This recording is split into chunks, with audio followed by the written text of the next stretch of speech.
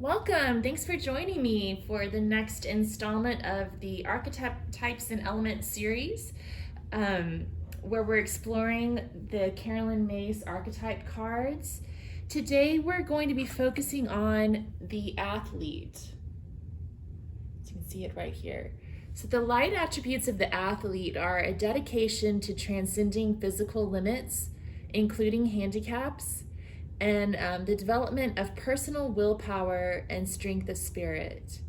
The shadow attributes are misuse of athletic ability for selfish ends, a false sense of invulnerability, and entitlement.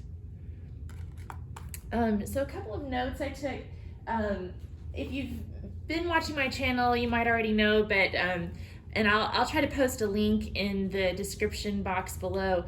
But Carolyn Myss has a lot of free resources on her website that you can look at. There's a gallery of archetypes there that you can read through to figure out what your archetypes are. I'll also try to post a link to her book, Sacred Contracts, which has even more information. But on her free resources on her website, it says that the ultimate expression of the strength of the human spirit, it says that the athlete is the ultimate expression of the strength of the human spirit as represented in the power and magnificence of the human body.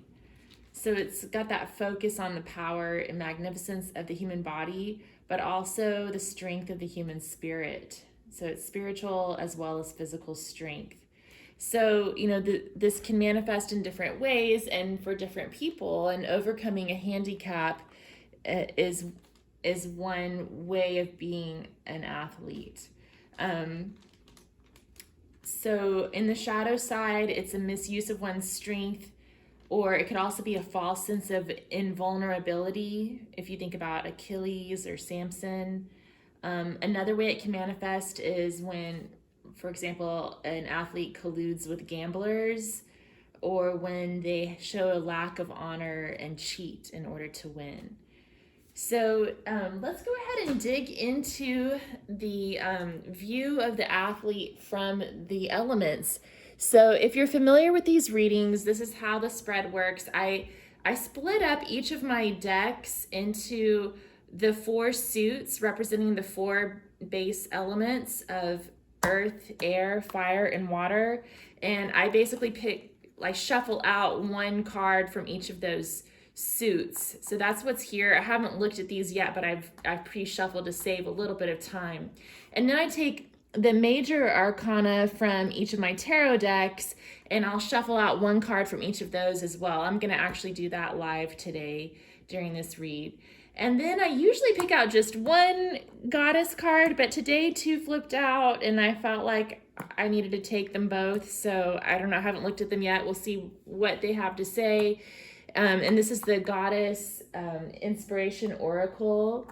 And then I pick one of the cards from the gods and titans deck as well to get some divine inspiration. So these 2 cards combined with the major arcana, I sort of think of them as the 5th element of space, or that connection to the divine. So we're looking at these archetypes that apply to each of us through the lens of the elements. And so we might get some clues on how this might apply in different areas of our life. And I'm hoping that through watching these videos, you might start to find the archetypes that resonate with you most strongly. And if you read Sacred Contracts, she talks about how each of us has a core team of 12 archetypes.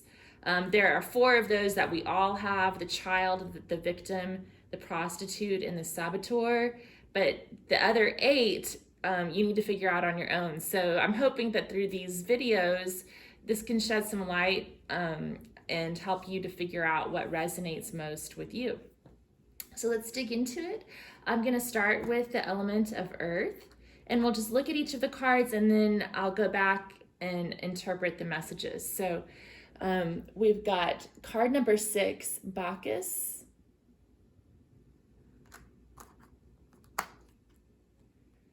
And this is from the Working with the 4 Elements deck. And then we have from the Sailor Jerry playing cards, the 8 of Diamonds. from the ancient, I keep calling it ancient anatomy, it's antique anatomy. From the antique anatomy tarot, we have the Page of Coins. From the Wildwood Tarot, we have the Six of Stones. And then from the Rider-Waite, we have the Ten of Pentacles.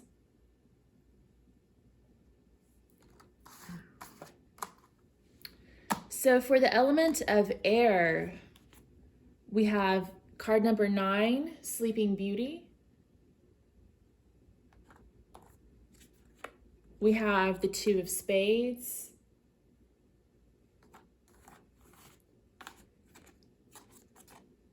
We have the Four of Blades.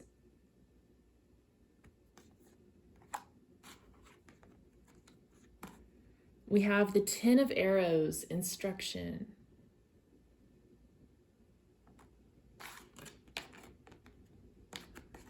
And we have the Page of Swords.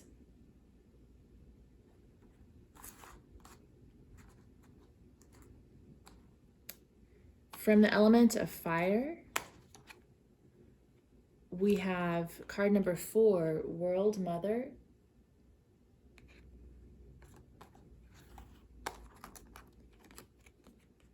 We have the Six of Clubs. I had a feeling that one would show up somewhere. We have the Nine of Rods.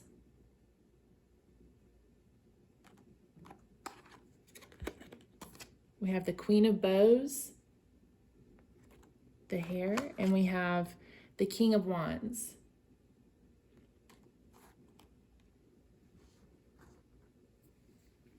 And then from this suit of water, the element of water, we have card number 7, Morning Spirits. I think that came up in one of our other readings the other day. We have the Queen of Hearts.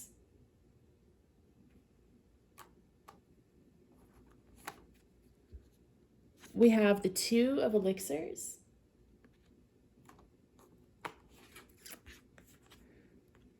We have the Three of Vessels, Joy. And we have the Three of Cups. All right. So let's take a closer look.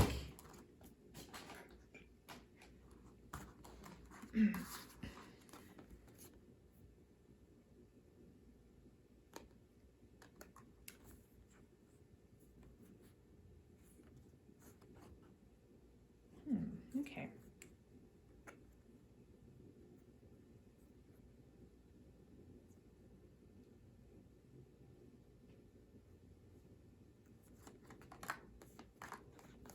So I'm going to save Bacchus for last. We'll read what the book has to say about him. But the Eight of Diamonds represents hard work. So of course, in order to be an athlete, you have to put a lot of hard work and stay dedicated. It's about dedication. So that's really important. Staying grounded, staying dedicated to the task. The Page of Coins is about studying, learning, applying yourself. And yes, the suit of earth is about health. So, it's about staying healthy as well and being committed to that. And then we have Six of Stones, exploitation. So I think that's sort of a warning to be careful about being exploited or about exploiting others or exploiting your talents for the wrong reasons.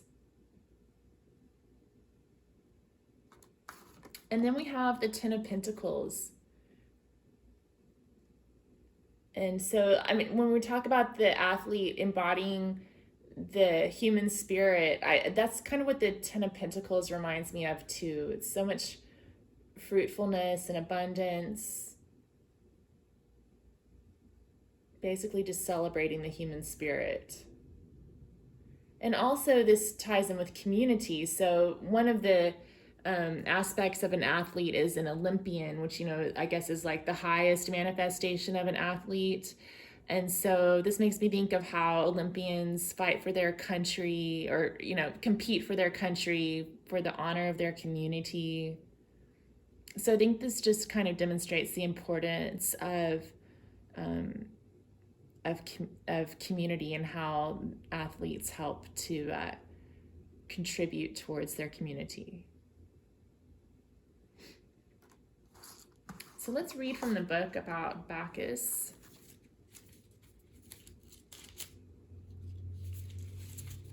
So this is number 6 of Earth.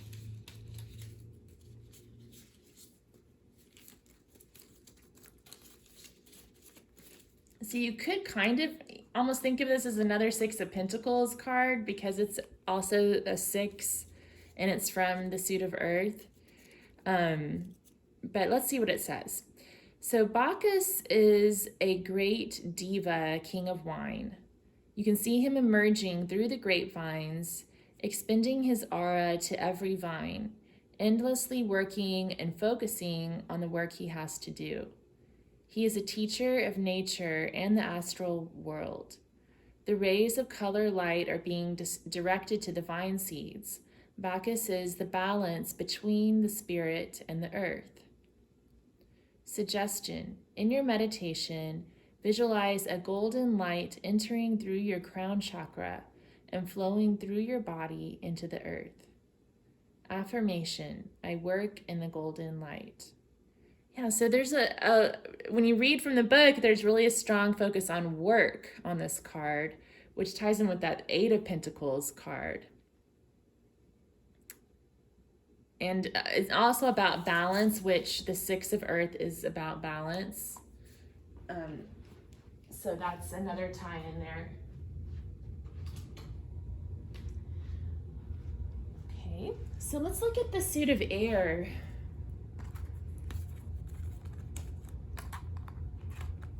So one thing that stands out to me right away, I like the way the 10 of Arrows showed up in the Wildwood deck, because the Wildwood Tarot has a little bit of a different interpretation of this card, which I really like. It's called Instruction. So in the Rider-Waite Tarot, the 10 of Swords shows a person who's been stabbed in the back by 10 swords and left on the beach to die. So it's a lot more morbid than this card. They do have some things in common. They're both about cycles, endings, and new beginnings in that respect. And they're about learning lessons. But, in the Rider-Waite deck, it's a really hard learned lesson.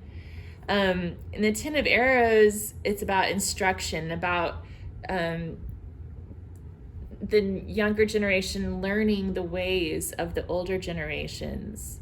So like studying, being coached, that sort of thing. So that's what I'm getting from this card. Listen to your coach, be open to instruction, learn from those who are wiser. And the Page of Swords, just kind of like the Page of Coins, I think the Page of Swords can also be a good student, and have a sharp mind, sharp spirit, strong spirit.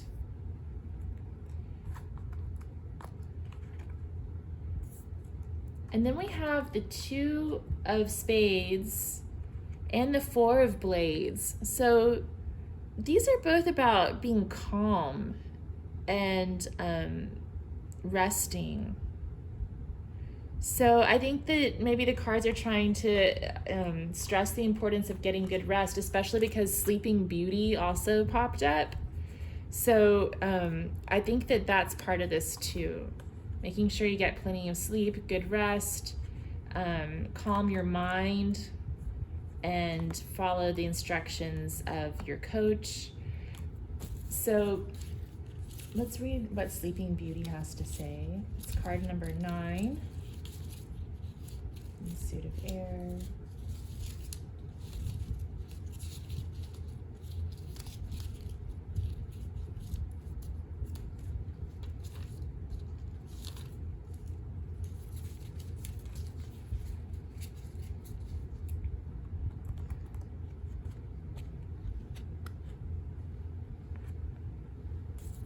In sleep, we are entering the astral world, a meeting place to our loved ones who have passed, also angels and elemental spirits.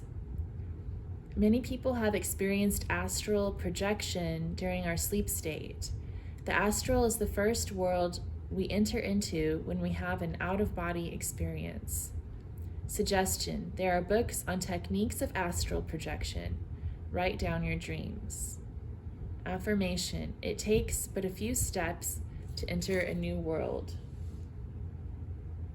So another thing, you could get from this is that, if you want to try something a little different, is when you're sleeping, the Four of Blades is about sleeping. You could maybe try working with lucid dreaming and using those lucid dreams to visualize your performance in your sport. Just an idea. I don't know. Okay, so for the element of fire, so we have a pair here. We've got the King of Wands and the Queen of Bows, the hare. So the King of Wands is the epitome of the athlete. The wand suit, all the court cards are thought to be athletic. So the King of Wands is bright, energetic, very action-oriented, and the Queen of Wands is athletic as well. And it's interesting that she popped up in the Wildwood Tarot as well, because the female hare is a boxer, and she literally boxes away mates that don't suit her. So she's literally an athlete. The hare is literally an athlete as well. But I think that kind of maybe the difference in the energy between these two is that what I'm picking up here, especially with the hare representation of the Queen of Bows, is that she's got a little bit more of a feisty spirit, and maybe a little on the borderline of anger, but just a little bit more feisty and ready to pounce. And then the King of Wands is a little bit more laid back and confident, and not needing to act until the time is right. So he's kind of mastered his skills and gotten to the point where he can just stay calm until it's time to take action. But I think that's neat. We have those counterparts here. And then we also have the Nine of Rods, which is about boundaries in some cases, but it can also be about sticking in there even when things get tough, even when you get hurt, when you get wounded, sticking it out. And then the Six of Clubs is about victory and success. In the Rider-Waite version of this card, you see a person riding a horse with a laurel wreath around their wand. So, the laurel wreath is associated with victory in athleticism. So what does the World Mother have to say? This is card number 4.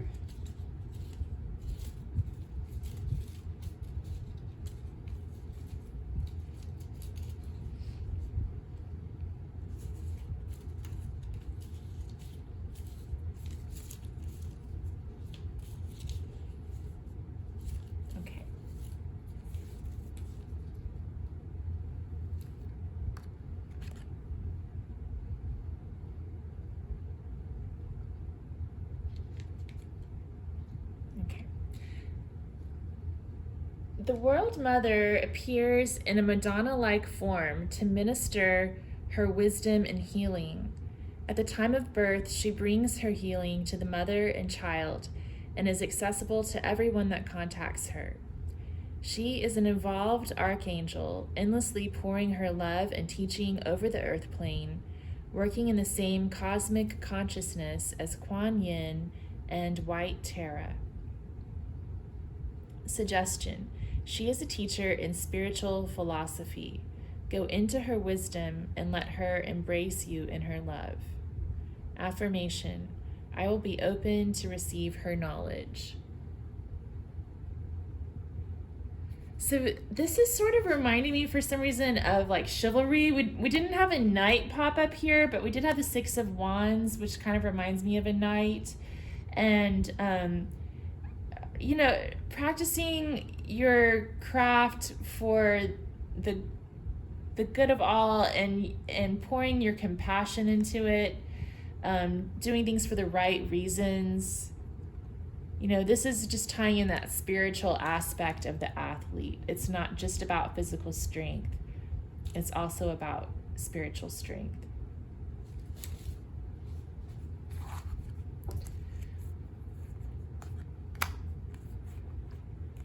All right, so for the element of water, we had the Three of Cups come up twice.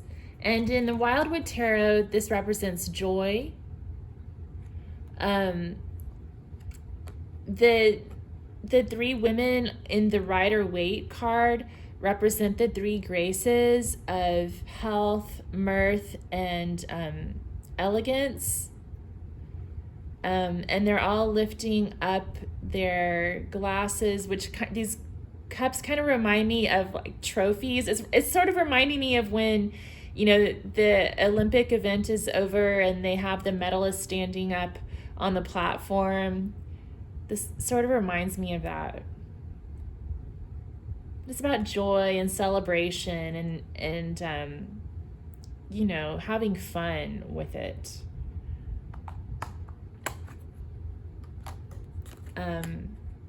It could also be about teamwork, because there's three coming together in a team. The Two of Elixirs also could be about teamwork, putting your love and passion into what you're doing.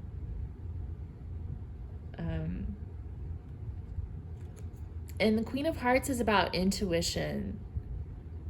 So I think that your intuition probably comes into play too as an athlete.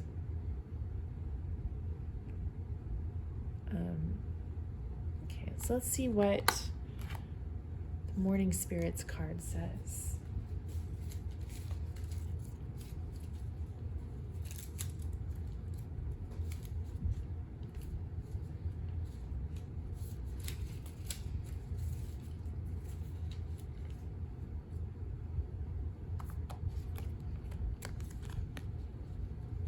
You can see these. Okay. Each morning brings a new energy of activity to all the elements of the nature spirits, from the fairies to the great Diva's kingdom, unfolding God's beauty to mankind, from a dewdrop on a leaf with a rainbow in each drop to the mighty oceans, mountains, volcanoes, and sky. We are connected to all the elements. Suggestion: spending time in nature can help us come closer to understand the great power of God within us. Affirmation: I will liberate myself from all fear. So freedom from fear, using the power of the divine. Okay, so let's see what the goddess cards were. We've got the Muses. Look at art that inspires you, the goddesses of inspiration. And then we also have Rhiannon. Choose an action to reach your goal. Now is the time. The horse goddess. So she's about being very direct, going for your goals. And when I'm seeing this, look at art that inspires you, maybe you're a dancer or, more of an artistic athlete. I think that that's the message that's coming through here, is to be inspired by others.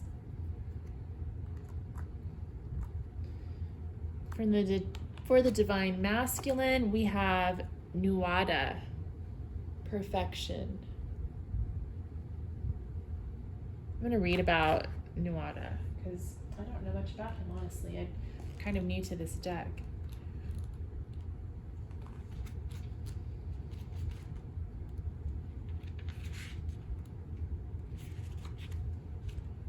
Okay.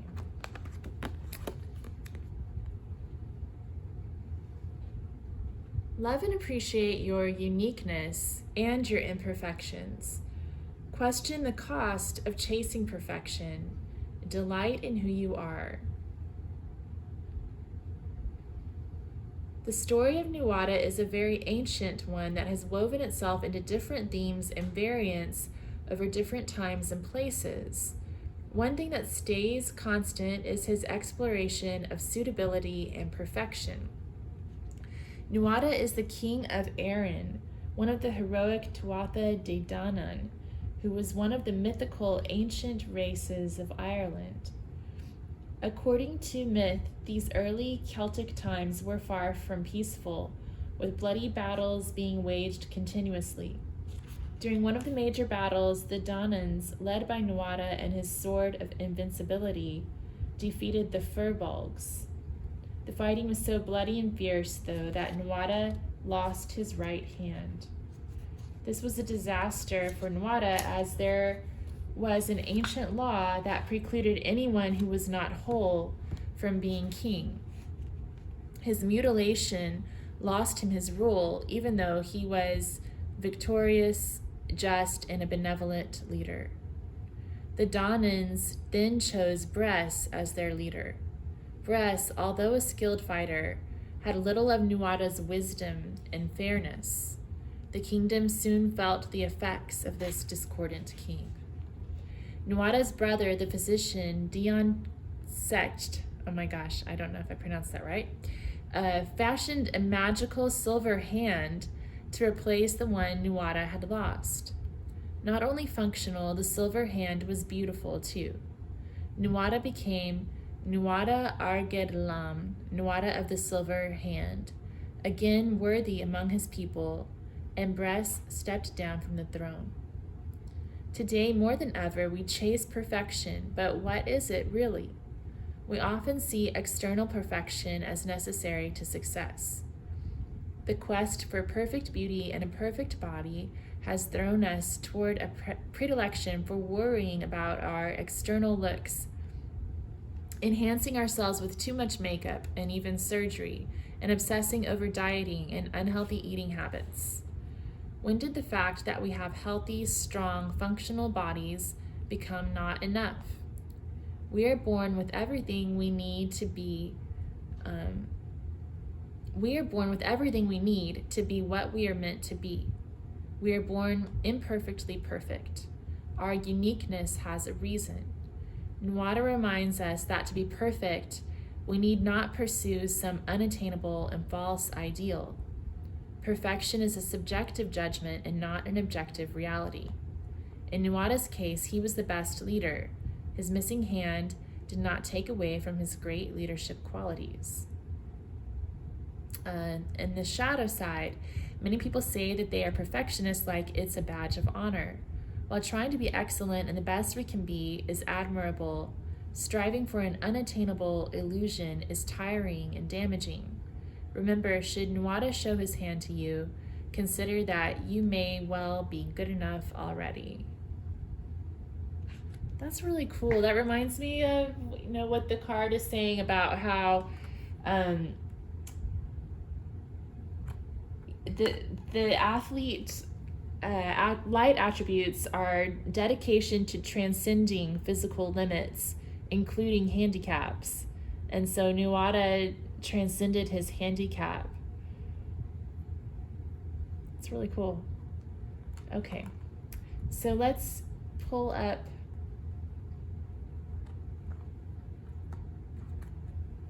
the major arcana. So what messages do you have about the athlete archetype for us? The Chariot.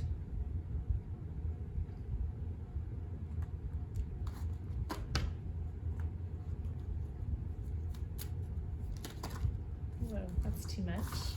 So what messages do you have for us about the athlete archetype?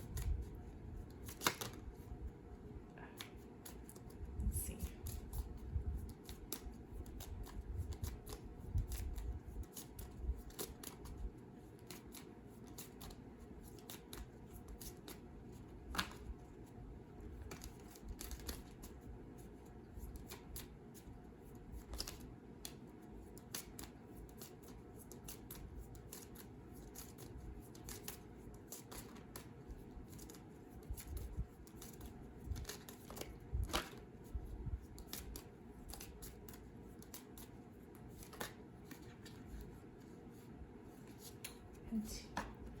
Okay, let's just get one.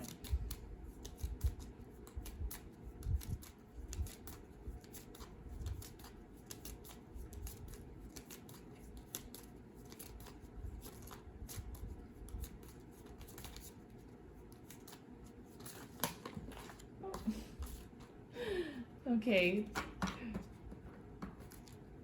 Let's try this one more time. Okay, these cards have a lot they want to say, but just want to get just one. Oh, all right, well, we'll go with this. The mirror popped up earlier too. Okay. And then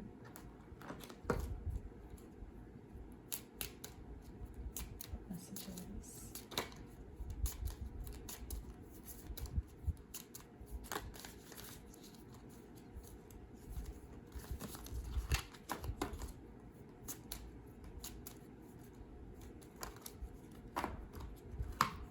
Okay, I'll go with this. So we have the Chariot, which is about victory, success, moving forward, finding creative solutions.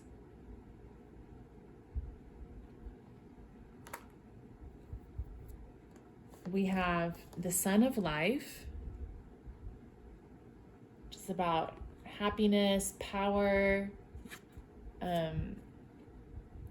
the human spirit, freedom. And then we have the Mirror, which is about sort of an inward journey. You can see there's a man in the back in a little boat crossing the river, and the mermaid or the Selkie is helping him on his journey.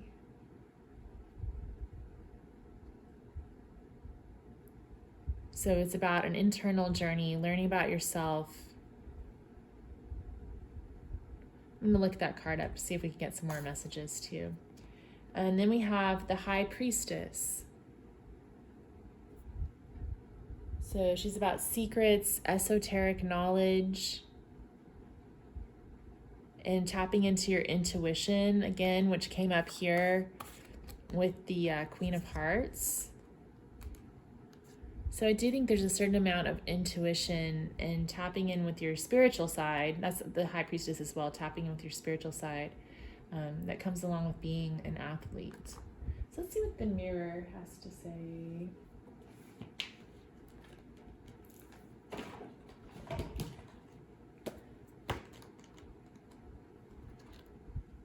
So this card is sort of like the Hanged Man card from the Rider-Waite, but it's a little bit different. Okay. So this is about the inner journey.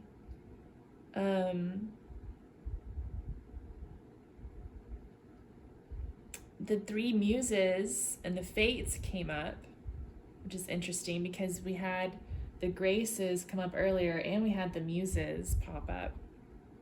So this could also be about inspiration.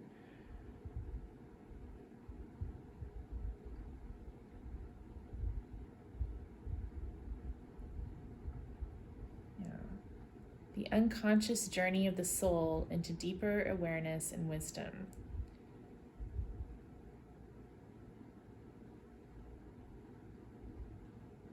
And then it also talks about wounding.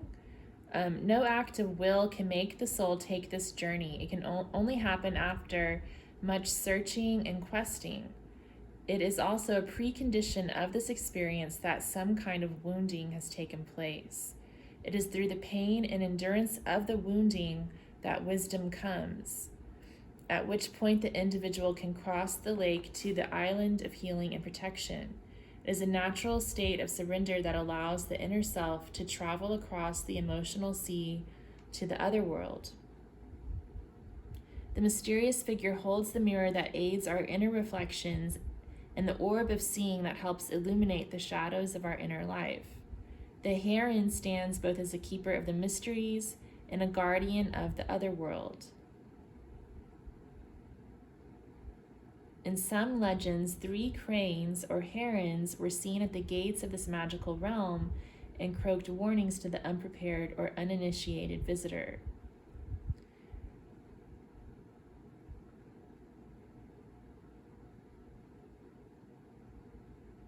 I was going to read about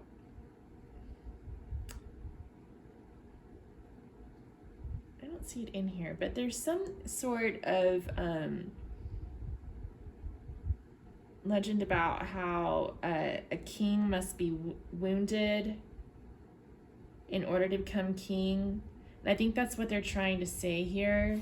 And I think that's interesting too because of Nuada and how he was wounded and proved his leadership. We also have cranes on the 3 of Cups card. So this is tying in with the muses, the graces, and the herons on the 3 of Cups as well. So being inspired, finding joy,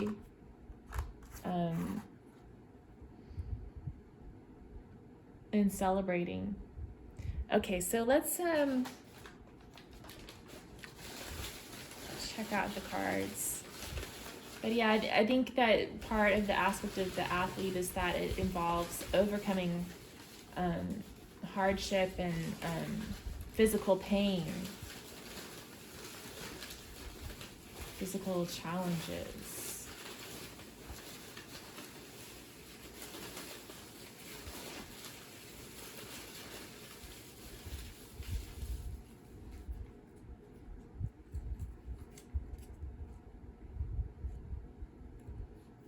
Okay, we have Intelligence is the Ultimate Aphrodisiac by Timothy Leary.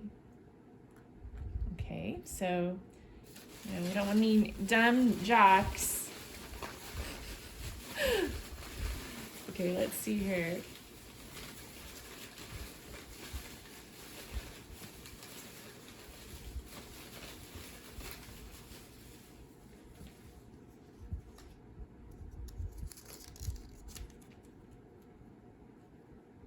And then we have, once you replace negative thoughts with positive ones, you'll start having positive results. Willie Nelson.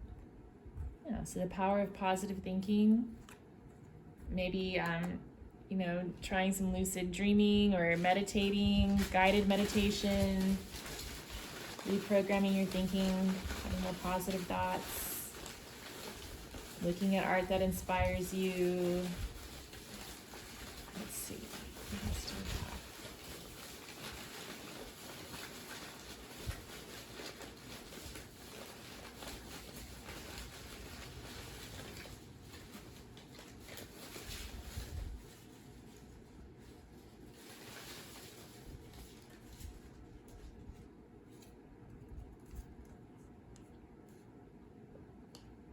And then we have a quote from Rachel Carson.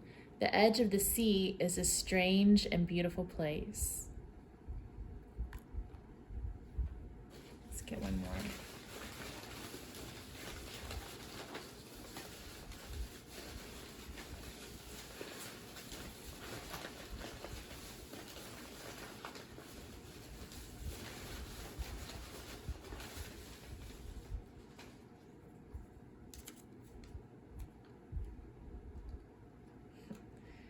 And then Margaret Atwood.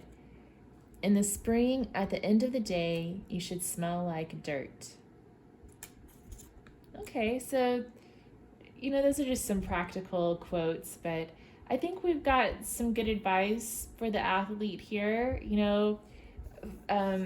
Focus on overcoming your handicaps and hardships, embodying the the strength and willpower of the human spirit and the magnificence of the human body, but without becoming overly concerned with perfection. Appreciating the joy of the journey, listening to your coaches, learning, coming from the heart, looking to others for inspiration, choosing your goal, and taking action. So thank you so much for tuning in, and next time we're going to be looking at the Avenger archetype. And if you are enjoying these readings for personal development, please like, share, and subscribe. And thank you again. Have a good night or good day.